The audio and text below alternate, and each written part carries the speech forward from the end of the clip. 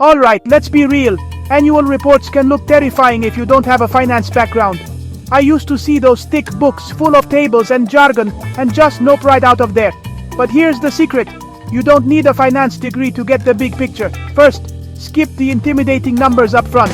Jump straight to the letter from the CEO. That's basically the highlight reel.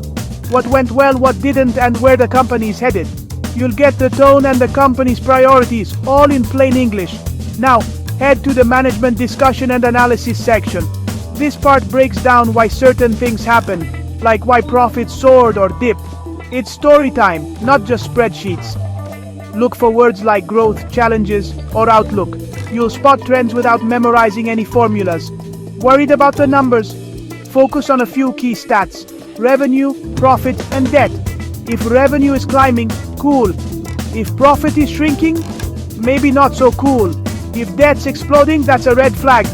But don't sweat every decimal. Just spot the big moves. And here's a trick: search for terms like risk or uncertainty.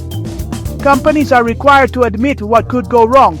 That honesty can tell you a lot about whether the company is bold, cautious, or downright worried. So next time you see an annual report, relax. Skim for the narrative, peek at the big numbers, and trust your gut. You're way more equipped than you think. No finance degree required. Dive in, and you'll surprise yourself with how much you can understand. You've got this.